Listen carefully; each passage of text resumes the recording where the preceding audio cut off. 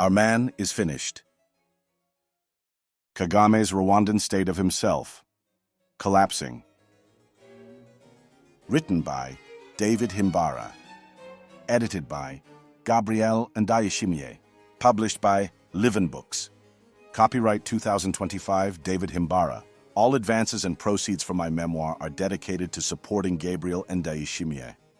Gabriel reminds me of decades earlier.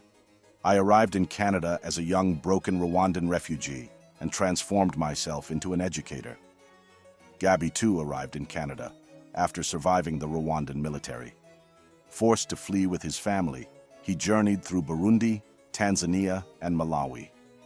This memoir comes to you thanks to Gabriel's publishing house, Livin Books. All rights reserved. No part of this book may be reproduced in any form or by any electronic or mechanical means, including information storage and retrieval systems, without written permission from the author, except for the use of brief quotations in a book review. Our man is finished. Kagame's Rwandan state of himself, collapsing. Written by David Himbara. About the book. Delve into David Himbara's response to the questions people always ask him, based on his 7-year labor inside Kagame's powerhouse. Who really runs Rwanda, and who is the real Kagame? Himbara's memoir sharply contradicts the conventional narratives about Rwanda's power dynamics, including Rwanda is a military dictatorship, one-party autocracy, or that the country is dominated by the Rwandan business elites.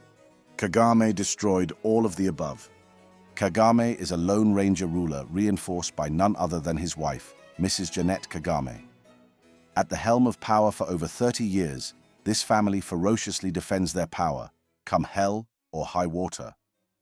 The Kagames' power hunger is so intense that their powerhouse is unequivocally a slaughterhouse, even for expressing a contrary thought to power.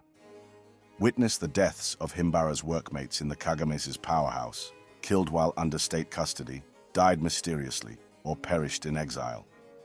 As of March 2025, however, Kagame had bitten off more than he could chew when he seized DRC's territories. The Western powers led by the US sanctioned him for driving conflict and looting DRC's mineral resources. The response from Rwanda was classic Kagame, hauling insults at Western powers and DR Congo's leadership. Western powers steal DRC minerals but blame Rwanda. I will spit in their faces if they threaten me. I don't need their money because Rwanda is an advanced economy that doesn't beg. African leaders should follow Rwanda's example and stop begging. The Congolese leadership is infested with genocide ideology. Meanwhile, Kagame was decapitating what remained of the top brass of his security forces. Willy Rwagasana, Ruki Karusisi, and Vincent Nyakarundi were thrown into Kagame's dungeons, already filled up with their comrades. Our man is finished.